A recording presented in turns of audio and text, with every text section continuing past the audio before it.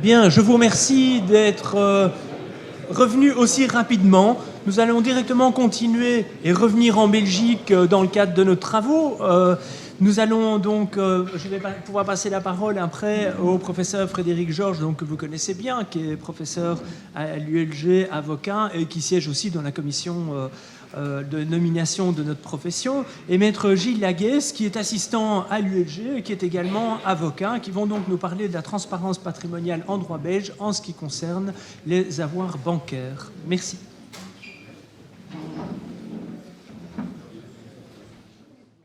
Merci, Monsieur le Président. Je suis très honoré, évidemment, et ravi de prendre la parole dans ce lieu prestigieux pour vous présenter le rapport que Maître Gilles Laguesse, assistant à mon service et à celui d'Hakim Boularba et avocat au barreau de Bruxelles, avons consacré à cette question de la transparence patrimoniale en droit belge, que j'ai intitulé en forme de souhait pour une égalité des créanciers à l'égard du droit à l'exécution. Alors, pour éviter des redites avec l'exposé de Monsieur le Président Debray, Maître Laguesse et moi avons fait le choix de nous focaliser sur la transparence patrimoniale à propos de cet avoir particulier qu'est le compte bancaire. Peut-être par facilité, peut-être pour revenir sur un sujet qui m'est particulièrement cher, puisque malheureusement, il y a déjà 10 ans de cela, j'ai terminé ma thèse de doctorat sur les poursuites consacrées à la saisie des comptes en banque. Et donc je ne peux pas parler de ce sujet et surtout prendre la parole dans un congrès d'huissiers de justice sans me souvenir de ce colloque de Lisbonne en janvier 1999, organisé sous l'égide de votre organisation, qui fut un moment particulièrement important pour moi, pour différentes raisons. D'abord, j'y ai rencontré un ami proche qui est Hakim Boularba. C'est à ce moment-là qu'a germé l'idée de consacrer une thèse de doctorat sur la saisie des comptes en banque, sous l'égide de mon maître, M. Deleval, à qui je dois tout. Et donc, c'est quand même pour dire que je dois un peu à la profession d'huissier de justice une partie de ce que je suis, puisque sans ce colloque de Lisbonne consacré à l'efficacité de la justice dans le cadre de l'Union européenne, je ne serais pas certainement ce que je suis. Et pour en terminer avec les évocations qui font un petit peu, qui font peut-être qu'à mon âge, on commence à se retourner plus sur le passé que sur le futur, je ne peux évidemment pas penser à ce colloque de Lisbonne sans avoir une pensée pour Charles von Oeckelen, qui alliait une excellence professionnelle à un grand humanisme. Et j'ai un souvenir ému et amusé de cette soirée où, avec Maître Castio d'ailleurs, Maître von Oeckelen et moi-même, nous étions avec le professeur Verbeek. Je suis parti dormir parce que j'étais fort jeune et je me rappelle de la pâleur quasi cadavérique qui était celle du professeur Verbeek au lendemain de son expérience avec le président von Oeckelen, alors que lui pétait la forme. Et donc c'était assez amusant de voir que tout le monde n'est pas égal devant la résistance physique. Voilà. Ceci dit, les comptes bancaires. En 2006, lorsque ma thèse a été publiée, j'écrivais ceci: la consécration d'une transparence bancaire encadrée ne pourra plus longtemps être retardée. Morale de l'histoire, il faut éviter de faire de l'astrologie quand on fait du droit, puisque finalement, 10 ans après, strictement rien n'a changé, pas mon plus grand malheur, mais à ma plus grande déception. Rien n'a vraiment évolué, à deux exceptions près. Elles concernent toutes les deux l'État. L'État qui impose les revenus, l'État qui récupère l'impôt d'une part, et l'État en tant que bras séculier de la poursuite des infractions pénales. Et donc, dans mon contribution, je dis que l'état du droit en 2016, c'est le droit de l'État, parce que ça se limite presque exclusivement à cela, et c'est bien déplaisant. Donc mon exposé se divise en deux parties, hommage à la France, même si nous sommes à Waterloo ici. Où en est-on et que faire? Et dans la partie que faire, déléguer l'ATA, que peut-on tenter de faire? Déléguer Ferenda, qu'est-ce qu'il faudrait que nous fassions? Et en quoi est-ce que votre profession pourrait agir pour que l'état du droit soit bien plus satisfaisant qu'il ne l'est en l'état actuel des choses? Alors l'état du droit en 2006, le droit de l'État, déjà en 2005-2006, il y avait cette procédure bizarre, l'espèce de micro-règlement collectif de dette voulu par le fisc, parce que le règlement collectif de dette lui cassait les pieds, donc il préférait proposer une alternative aux personnes surendettées fiscalement, comme si on pouvait être uniquement surendetté fiscalement sans être endetté par ailleurs, ça n'a aucun sens. Mais enfin, ce n'est pas la seule aberration qu'on a dans notre droit positif. Dans cette surséance indéfinie au recouvrement, à partir du moment où on faisait la demande d'être absous d'une partie de ses dettes après avoir fait un effort, des dettes fiscales, le fonctionnaire chargé de l'instruction du dossier pouvait exiger des établissements de crédit soumis à la défunte loi bancaire du 22 mars 1993 tout renseignement à leur connaissance qui peuvent être utiles à établir la situation patrimoniale du demandeur, article 413 quater du Code d'impôt sur les revenus. Autre illustration, et ce service, même s'il fonctionne mal en pratique, parce qu'il est en sous-effectif, c'est le fameux SECAL, le service de créances alimentaires. Sur le papier, c'est merveilleux, il dispose de pouvoirs exceptionnels pour tenter de recouvrer mieux les aliments que cela n'est possible. Pour le créancier d'aliments lui-même, de facto, ça marche peu en raison des sous-effectifs, mais enfin, là aussi, mais via un détour pour le pouvoir judiciaire, il est possible au SECAL de demander, par l'intervention du juge de paix, tout renseignement relatif aux revenus et autres biens du débiteur d'aliments. Alors, c'était déjà pas tellement clair il y a 10 ans, ça l'est devenu un petit peu plus maintenant, mais le secret bancaire, mal nommé, puisque ce n'était finalement qu'un secret bancaire, un devoir de secret légal à l'égard du fisc, mais ça a toujours été considéré comme en fait un devoir de discrétion professionnelle des établissements de crédit. Bon, la crise financière est passée par là, le secret bancaire c'est devenu un gros mot, ce n'est plus extrêmement agréable et donc ça a évolué. Le mal nommé secret bancaire a évolué. Vous verrez, page 4, les textes du Code d'impôt sur les revenus. La disposition phare, c'est l'article 319 bis du Code d'impôt sur les revenus qui dit ceci. Les fonctionnaires chargés du recouvrement disposent de tous les pouvoirs d'investigation prévus par le présent Code en vue d'établir la situation patrimoniale du débiteur pour assurer le recouvrement des impôts et des précomptes dus en principal et additionnel, des accroissements d'impôts et des amendes administratives, des intérêts et des frais. Alinéa 2, c'est important, les pouvoirs des fonctionnaires chargés du recouvrement visés à l'alinéa 1er s'exercent également sans les limitations prévues à l'égard des établissements visés aux articles 318, 322, paragraphe 2 à 4 et 327, paragraphe 3.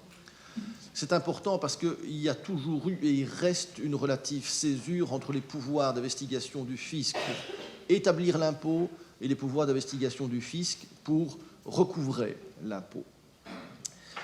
C'est la première chose importante, c'est que les pouvoirs du fisc sont bien plus importants lorsqu'il s'agit du recouvrement que lorsqu'il s'agit de l'imposition. Mais même à propos de l'imposition, et c'est tout à fait pertinent pour le sujet qui retient votre attention aujourd'hui, c'est l'impact de la loi du 14 avril 2011 qui a augmenté, même au stade de l'imposition, les pouvoirs du fisc à l'égard de la découverte patrimoniale, à l'égard de la découverte du patrimoine du débiteur.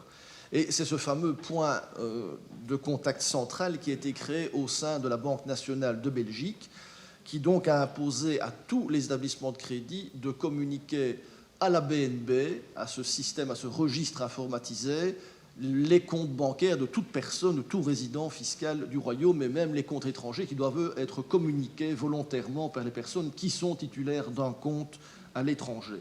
Et donc nous avons actuellement en Belgique une banque de données bancaires qui est à ce stade exclusivement réservée au fisc. Alors il y a un arrêté royal qui encadre, comme toute banque de données, vous le savez pertinemment, mais il faut savoir qui la vitamine, comment ça se fait, sous quelles modalités, les contrôles, le respect de la vie privée bien entendu, tout ça est encadré dans cet arrêté royal du 17 juillet 2013. Alors nous vivons en Belgique, toute loi, plus ou moins, qui publie au moniteur donne lieu, très souvent lorsqu'elle est un peu sensible, à des recours devant la Cour constitutionnelle. Recours qui ont été rejetés par la dite Cour.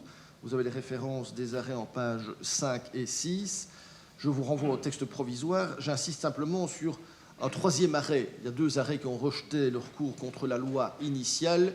Vous savez que les lois donnent lieu à des lois de réparation, à des lois de réparation, la loi de réparation, à des quatrièmes lois qui réparent ce qu'on a oublié de faire depuis le début, et il se fait qu'un recours avait été introduit contre une automatisation de cette information bancaire lorsque les renseignements étaient demandés par une autorité étrangère dans le cadre de la coopération fiscale.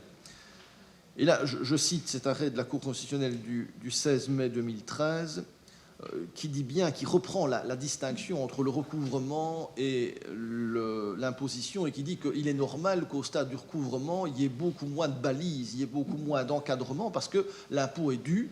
Et donc, il ne s'agit pas d'imposer, il ne s'agit pas d'investiguer, de fouiller le patrimoine pour trouver quelle est la base imposable. Il s'agit de récupérer un impôt qui, par définition, peut être exécuté. Et donc, la Cour constitutionnelle reprend cette distinction en disant ceci. Les pouvoirs d'investigation dont disposent les fonctionnaires chargés du recouvrement visent uniquement à établir la situation patrimoniale du débiteur pour assurer le recouvrement de l'impôt. Je voudrais le dire aussi. Les conditions prévues par les articles 322, donc celles qui corsettent, qui imposent des balises aux fonctionnaires de l'imposition, ces conditions sont pertinentes lorsqu'il s'agit d'établir l'impôt sur la base d'indices de fraude fiscale ou de distorsion entre les impôts déclarés et le niveau de vie du contribuable. Elles ne le sont pas lorsqu'il s'agit de recouvrer un impôt dû. Donc il est pertinent de baliser les pouvoirs du fisc lorsqu'il s'agit d'imposer, mais ce n'est plus pertinent lorsqu'il s'agit de recouvrer, ce qui est extrêmement utile pour militer en faveur d'un pouvoir accru en termes de transparence patrimoniale. Voilà pour le fisc. Autre sujet extrêmement intéressant et assez éloquent, c'est la répression de la criminalité, partant de l'idée empreinte de bon sens, faire en sorte que le crime ne profite pas, donc faire en sorte que les délinquants soient sanctionnés par le fait qu'ils ne pourront pas profiter du produit de la criminalité. Donc le développement qui n'a pas arrêté de croître, avec des régimes très particuliers, compliqués en particulier pour les marchands de sommeil, mais en gros, résumons ça par la saisie par équivalent. On n'a pas réussi à attraper l'argent produit de la criminalité, on essaye de confisquer, de saisir ce qui a été acheté grâce aux produits de la criminalité. Aussi, je vous renvoie au texte, page 7, les articles 15 et 15 bis de cette loi du 26 mars 2003 qui crée cette branche du parquet qui est l'organe central pour la saisie et la confiscation. Disposition pertinente, article 15, paragraphe 3 et 15 bis.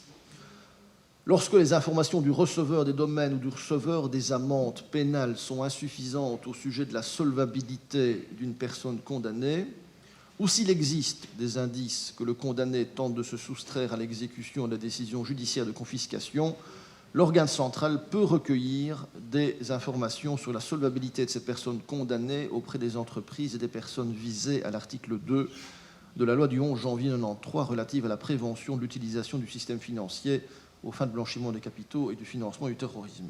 Et l'article 15 bis précise ce pouvoir. Alors, c'est de manière évidemment assez technique qui pêche par un déficit d'écrit tout à fait objectif, parce que la plupart des gens qui écrivent sur le sujet sont même des gens du parquet, donc ils ont une vision peut-être un petit peu très performante des pouvoirs du parquet, sans aucun doute, puisque cela sert leurs intérêts. Mais c'est assez amusant de lire qu'en 2011, des membres de cet organe central écrivaient ceci. Il est important de rechercher tous les avoirs du criminel, même légaux. Concrètement, cela signifie qu'il faut inventorier le patrimoine du criminel. Nous occupons en Belgique une position de luxe pour procéder à ces recherches. La plupart des données sont centralisées, permettant de ce fait de relever facilement les possessions de l'individu.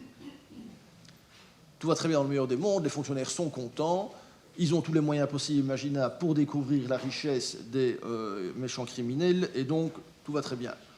Que lit-on 2 ans après dans les travaux préparatoires de 2 lois du 11 février 2014 ?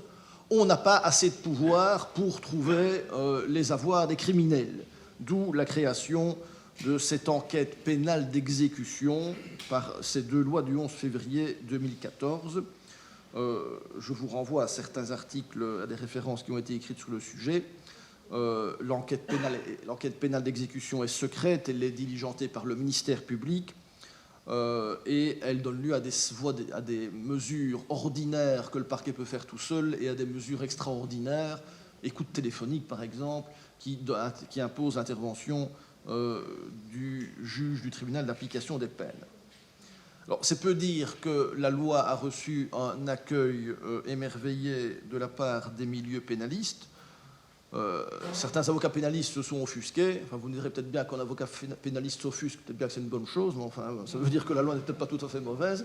Enfin, pardon à mes confrères, il n'y a pas beaucoup de confrères pénalistes dans la salle, donc je pouvais me permettre ce trait d'humour léger.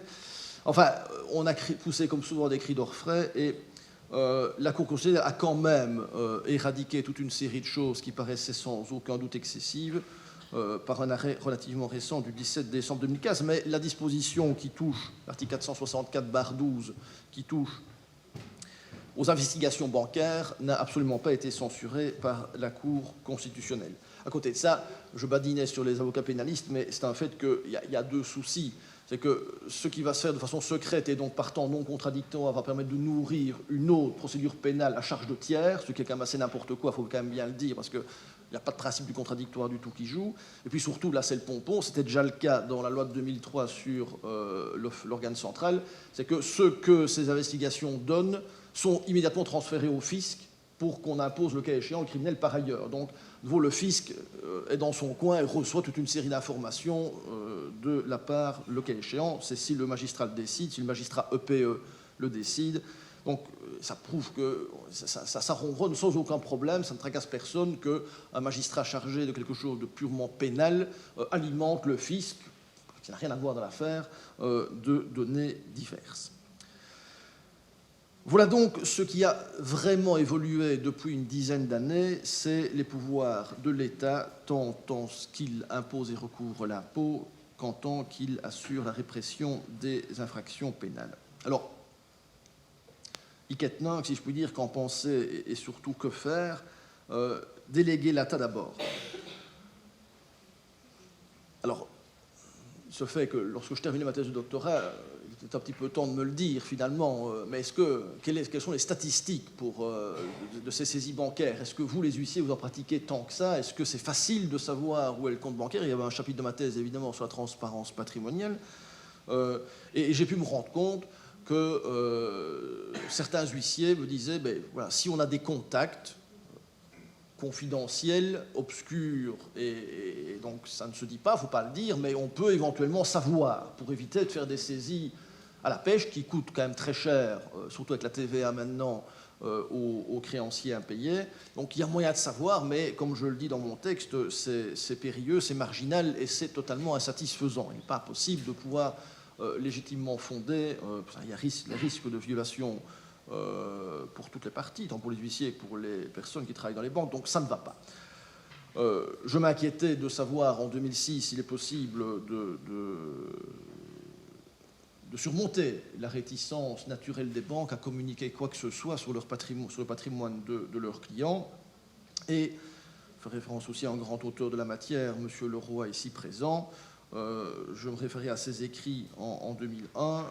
Il est admis, écrivait M. Leroy, qu'un créancier peut demander au juge des saisies, voire au juge des référés en cas d'extrême urgence, d'ordonner éventuellement sous astreinte aux débiteurs ou à des tiers la production de toute pièce pertinente permettant de découvrir ou de localiser les éléments d'actifs scellés par le débiteur en vue d'échapper aux poursuites de ses créanciers. Et Maître Leroy de signaler qu'on n'y recourait que trop rarement, et à ma connaissance, effectivement, je n'ai pas vu, mais je n'ai pas encore suffisamment investigué peut-être, de décision qui mobilise ce moyen fondé sur l'article 877 du Code judiciaire. Donc ce n'est pas inédit, c'est un moyen, je vais vous dire que pour moi c'est un pis-aller, mais enfin ça pourrait peut-être être mobilisé, d'autant que tout récemment, du côté néerlandophone de la frontière linguistique, le professeur Dirix, éminent spécialiste du droit de l'exécution, a écrit un article en tête du Rechtskundig Weekblad pour préconiser la création jurisprudentielle d'une saisie à des fins de preuve. Donc c'est l'aspect probatoire, ce n'est pas l'aspect du recouvrement, c'est faire en sorte on mélange un petit peu la saisie description en matière de sanctions des droits intellectuels avec la saisie revendication pour intercepter des banques de données informatiques, par exemple, pour prouver que telle chose s'est vraiment passée. Et donc il plaide. Et comme il est par ailleurs magistrat à la Cour de cassation, président de section, c'est très utile de savoir que cette personne, ce genre de personne, promeut ce genre d'idées. Et d'ailleurs, ce n'est pas nouveau non plus, l'éminent professeur Burghardt-Hess avait suggéré aussi pareille utilisation du règlement européen preuve pour obtenir des informations patrimoniales. Donc, en préparant cet exposé, je me suis rendu compte que finalement, si on promeut l'idée d'une saisie revendication à des fins de preuve, pourquoi est-ce qu'on ne peut pas, comme on l'a dit encore tout à l'heure, comme mes prédécesseurs l'ont dit, pourquoi ne pas mobiliser des recherches écrites à des fins probatoires pour des fins d'investigation patrimoniale.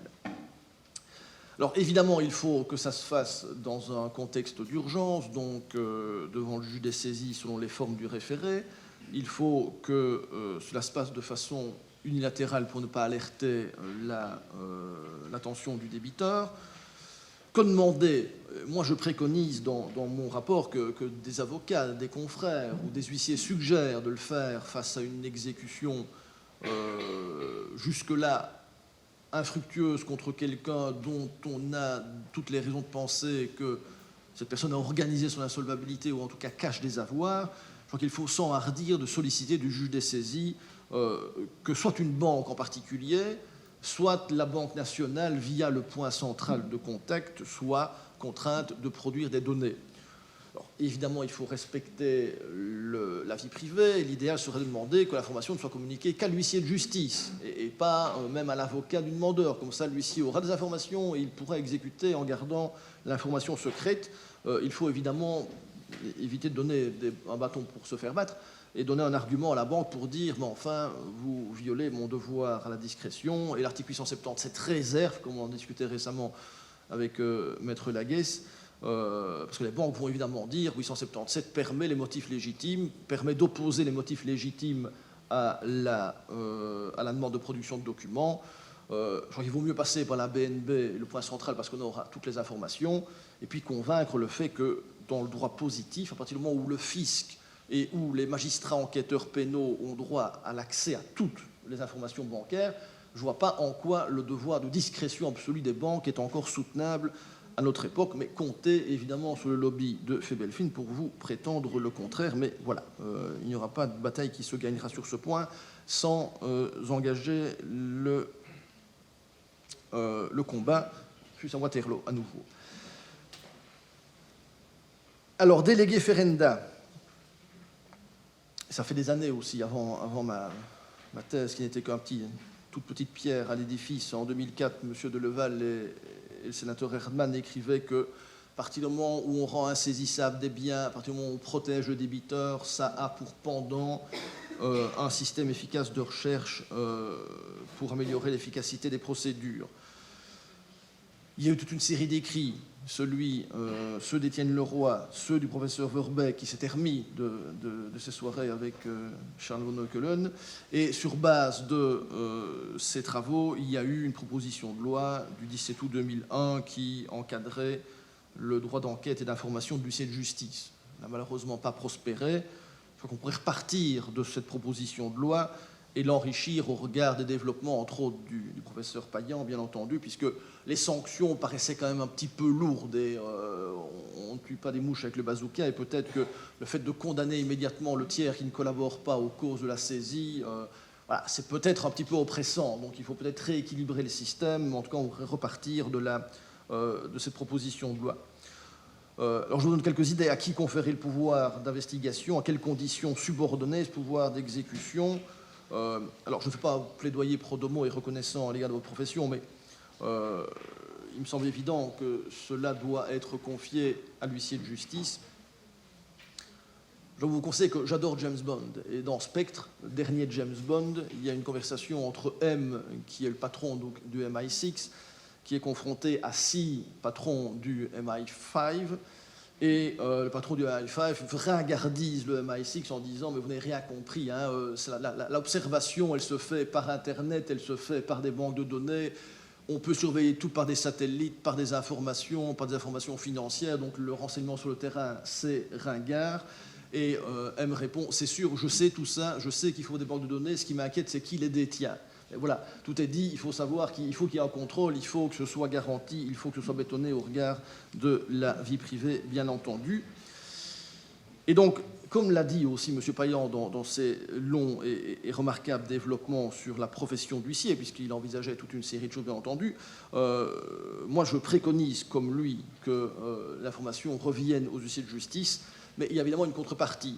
Il y a la compétence, l'indépendance et l'antidéontologie. Le nouveau statut de l'huissier est une bonne chose.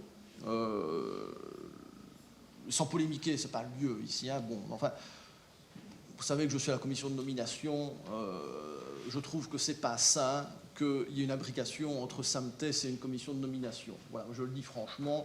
Je ne veux plus être rémunéré par quelque chose qui, et c'est légitime, soutient les intérêts des huissiers, c'est hautement souhaitable, toutes les professions font ça, mais nous sommes une autorité indépendante et ça me casse les pieds, pour le dire platement, d'être rémunéré par un organisme qui, défrayé, parce que rémunéré c'est un bien grand mot, plutôt défrayé par un organisme qui dépend de votre profession, et encore, me semble-t-il, une partie d'une profession qui n'est pas forcément celle qui obtiendra. Enfin, on peut obtenir beaucoup de choses de certains ministres de la Justice, il suffit de se faire entendre. Mais enfin, personnellement, au point de vue, je le dis en un mot et en toute sérénité, bien entendu, il me semble que voilà, les prérogatives à ce point délicates, surtout dans un contexte où les banques ne se laisseront pas faire, il me semble effectivement que ça doit se mériter et qu'il faut donc être au-dessus de la mêlée et certainement pas prêter le flanc à une critique qui verrait en vous de purs agents des intérêts des créanciers. Quand faut-il octroyer ce droit ? Pour moi, incontestablement, lorsqu'on a un titre exécutoire, au stade de la saisie conservatoire, je suis mitigé. Je ne sais toujours pas, parce que certes, l'actif bancaire est volatile. Il y a toujours entre 250 et 270 milliards d'euros, malgré que ça ne rapporte strictement plus rien, qui se trouve sur les comptes d'épargne. Donc il y a beaucoup d'argent, c'est volatile, c'est très facile de les faire bouger, donc peut-être bien que dès le stade conservatoire, ce serait une bonne chose. À côté de ça, vous n'êtes pas sans savoir que la pire des saisies, c'est la saisie arrêt conservatoire. C'est la plus pénible pour un débiteur qui conteste de voir quelque chose. Donc, et que ça vaille pour les comptes bancaires ou pour tout type de créance. Je ne vous apprends rien. Donc le fait que d'une part, c'est la saisie la plus dangereuse, et d'autre part, le fait que c'est volatile, il faudrait... peut-être en se fondant aussi sur l'inspiration européenne, bien entendu, trouver un juste équilibre entre des intérêts, comme toujours, contradictoires.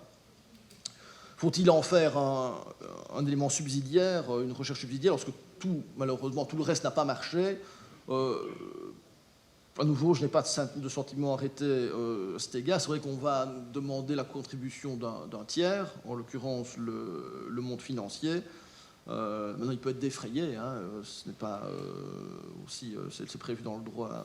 Il n'y a pas de raison qu'on ne raisonne pas qu'en matière de saisie, comme on l'a dit encore tout à l'heure, quand une mesure patrimoniale pourrait être ordonnée, mais lorsque les conditions d'une saisie conservatoire sont rencontrées, c'est-à-dire célérité et apparence de créance, lorsqu'on fait une saisie arrêt, la banque fait une déclaration et elle les payée, enfin, elle les défraye pour ce faire, il n'y a pas de raison qu'on les exproprie. Voilà ce que je voulais vous dire. En résumé, l'état du droit est malheureusement pitoyable. Ce n'est pas normal, ce n'est toujours pas normal, c'est encore moins normal maintenant que seul l'État se serve dans les mesures d'investigation patrimoniale. Je pense qu'il faudrait forcer la main en saisissant le pouvoir judiciaire. Je crois que là, incontestablement, votre profession, SAMTES et tous les autres ont un rôle à jouer. De faire du lobby dans le sens tout à fait positif du terme, parce que le lobby n'est en soi d'abord aucunement méprisable par ailleurs, mais surtout il sera d'autant plus entendu, me semble-t-il, s'il sert les intérêts du justiciable. Peut-être d'ailleurs qu'il faudrait abandonner la forme transparence patrimoniale, parce que personne n'a envie que son patrimoine soit transparent, à commencer par moi-même en demeurant. Donc il faudrait peut-être dire, comme dit monsieur le professeur Payan, mesure d'investigation patrimoniale. C'est déjà un petit peu plus sexy puisque personne n'a envie que son patrimoine soit connu de tous, bien entendu. Ça n'empêche pas beaucoup de personnes de mettre leur vie, leurs vacances, leurs enfants et leurs amours sur Facebook, mais néanmoins, il reste que c'est évidemment délicat, et donc peut-être qu'en insistant auprès du législateur sur la nécessité, alors que la France connaît ce registre des comptes en banque, bref, peut-être que l'Espagne et d'autres pays seront encore un petit peu en situation moins intéressante que nous, mais il faut, me semble-t-il, d'urgence que l'on puisse avoir accès à cette information patrimoniale. Je vous remercie pour votre attention.